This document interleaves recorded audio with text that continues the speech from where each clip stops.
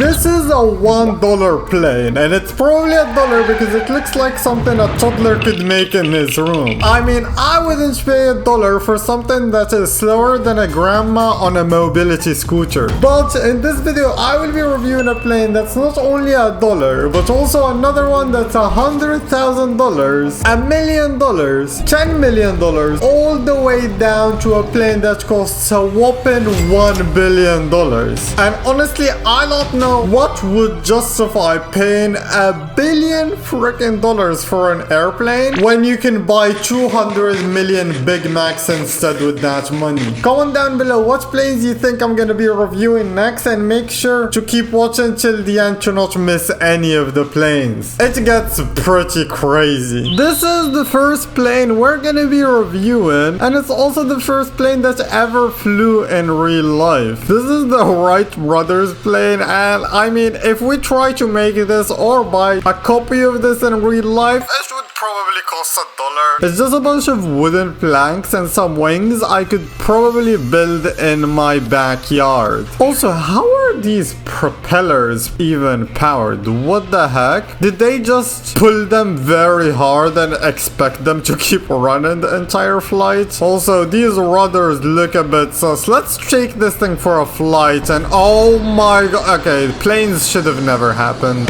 By the way, if you guys want to get yourself something nice this Christmas, or maybe a gift for your friends, I released some exclusive Christmas merch on my website. It's basically trees with a plane in the background. I mean, you can see it for yourself right here. If you want to get a discount, use code Christmas for 10% off. The website is fexaland.com, and back to the video. Oh my god, I forgot how you flew this thing. You're just lying on the bottom wing and you're controlling it from there. Okay, let's turn on this engine. Okay, there goes our propellers, and let's go forwards. Do we even have gear? Oh, I guess we are going forward, but we don't have gear. How are we supposed to take off? Didn't they like push this off a hill in real life, or like use a railroad? Oh my god, this is actually insane. I mean, to be fair, this is the OG, and by OG I mean original glider. Oh my god. Okay, this thing is actually so slow. It's going 25 knots per second. I'm gonna try to land this thing even though there's no gear, so I'm not sure how they landed this in real life. Okay, I don't think pulling up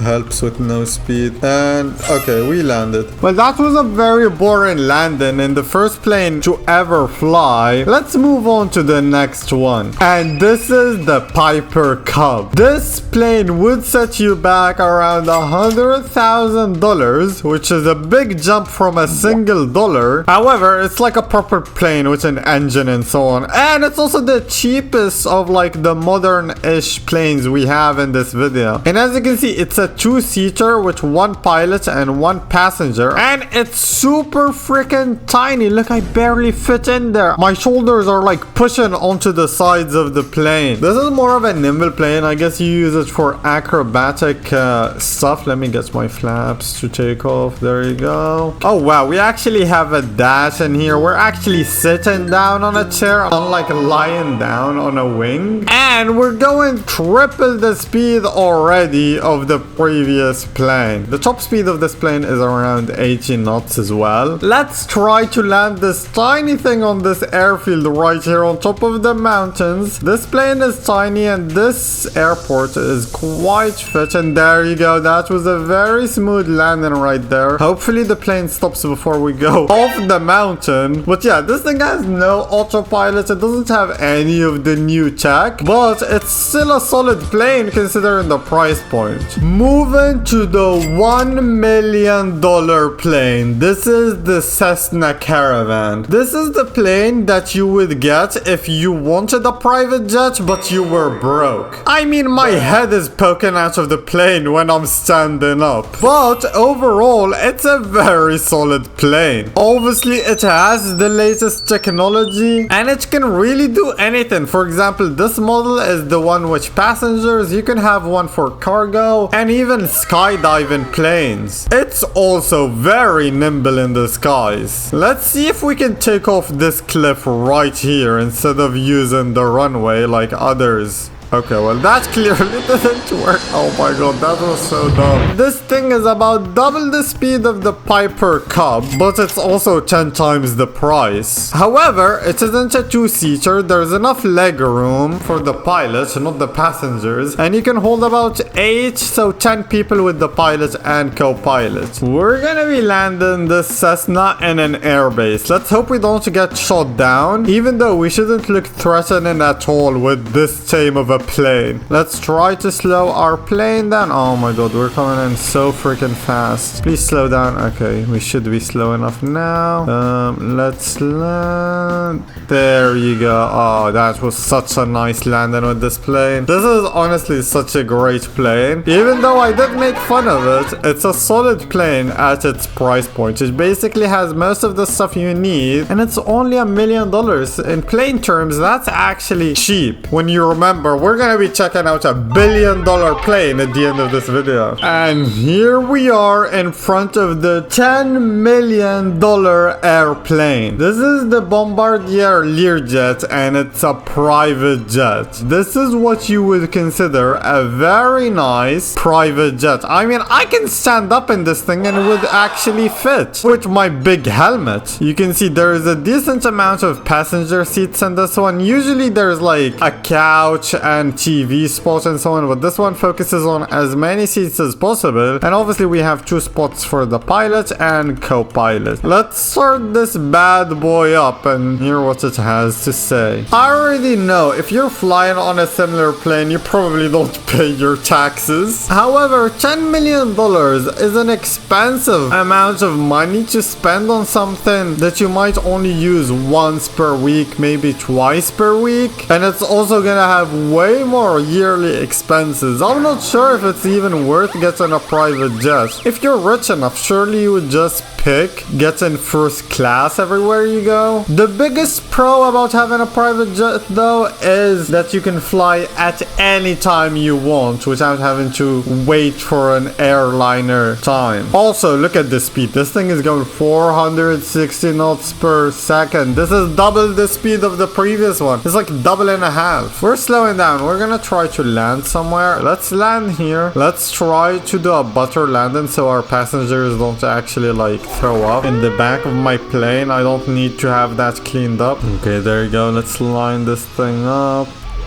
And we just stalled it. Okay, great. That was not a butter landing. I don't expect any tips from the passengers, although I don't think passengers give tips to pilots. However, considering the way the economy is going, we might see that in the future. But we're done with this plane. Let's head over to the next one. And this is an unusual jump we just had. This is probably not the plane you were expecting for the $100 million plane. This is the Eurofighter Typhoon. This thing is so freaking fast. I don't think any other plane in this video is gonna be faster because obviously this is a fighter jet. It can go Mach 2, which is 1550 miles per hour. That's about 7 times the top speed of an F1 car and about 5 times the top speed of the fastest superbike in the world. $100 million though is no cheap thing. It's like buying 500 Lamborghinis, but who needs a Lamborghini when you can literally fly over traffic? But not only can you fly over traffic, you can even install rockets on this military fighter jet and shoot down your enemies. And there's only one logical place we can land this plane, and that would be on the aircraft carrier.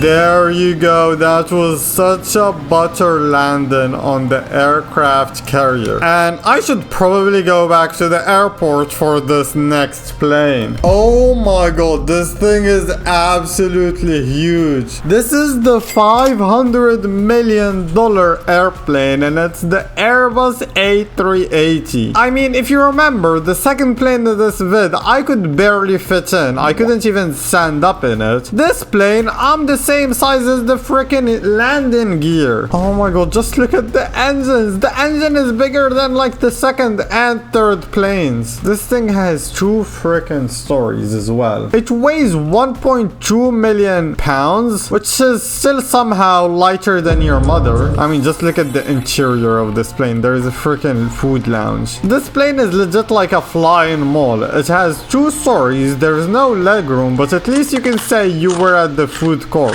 I'm guessing this is the business class area here. This looks like first class. You have your own TV, your own little private area. I'm guessing this is the pilot. Oh my god, it has 3 pilots as well. I guess it's because it's huge and has very long flights. This is the economy class, I'm guessing. I mean, to be honest, the legroom isn't too bad on this plane. Let me know in the comments below if you've ever flown on an Airbus A380 and let me know how the experience was. Anyways, let's fly this plane and see if the flying experience is as good as the passenger experience. Even though this thing is the whale of the skies, it's still pretty freaking fast. We're going 554 knots per second in a 1.2 million pounds plane. And by pounds, I mean the weight, not the freaking price. This is a $500 million plane. I don't know where I'm gonna be landing this huge thing. Should I land this on Meller? Oh wait, let's land it on that airbase again there. Please slow down. Okay, we're going 300 knots per second now. We're going 300. Come on, slow down. Slow down. Slow down. 200. 20. Okay, there you go, we're landing. Oh, that was actually so smooth. Oh my goodness. We were going so freaking fast and we transitioned into a landing so quick. I'm actually such a good pilot. Now we're gonna be moving on to the most expensive, most exclusive, and most luxurious plane in this video. This is the $1 billion plane, or better known as the Air Force One, the queen of the sky. This is smaller than the A380, and usually the normal 747 is cheaper, but this is the freaking Air Force One. Only one of this exists in the world, and it's the only plane that comes with missile defenses, Wi-Fi, and a fridge stocked with presidential ice cream. We all know how much Joe Biden loves his ice cream. Oh my god, we have like a meeting room here with the TV where they're gonna be like talking with some nerd who's gonna be telling them that the nuclear missiles are about to hit mainland US. There's another TV here. There's another meeting room here. Oh, there's chairs with PCs here. I guess this is where they keep Joe Biden's pet simulator accounts AFK farming. Oh, is this where Joe Biden naps? Oh, this is his office. Where's his big red button? Where's the nuke button? Is there no nukes on this plane? And this is the cockpit. Only 2 pilots on this plane. And let's fly the queen of the skies. Something unique about this Boeing 747 that like other 747s don't have and basically no other airliner has is aerial refueling. So you can actually refuel this plane while in the sky. It only goes 500 knots, which is about 100 or about 50 knots slower than an A380, but it's obviously way heavier and has so much technology compared to it, especially safety technology like air defense systems, because this is part of the US Air Force. Let's see how well this plane would do with an emergency failure. I'm gonna go with my left engine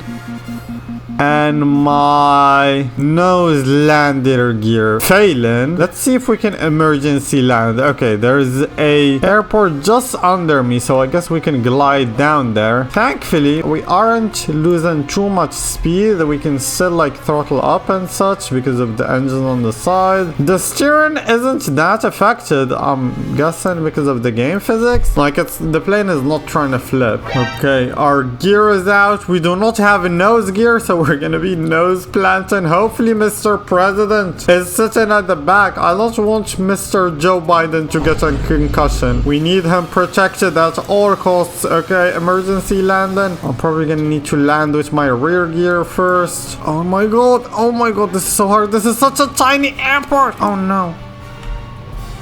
Okay, there you go. There you go. Oh, there you go. That wasn't too bad of a landing. We didn't scrape the ground, and we landed on our rear gear, and our engine is still on fire, and this was definitely worth $1 billion. Let me know in the comments below what you would do with this sort of money, and if you want to see me land an Airbus A380 on the aircraft carrier, click the video that shows up on the screen right now. It was a super hard challenge, and subscribe to not miss any future videos. I'll see you guys next time. Goodbye.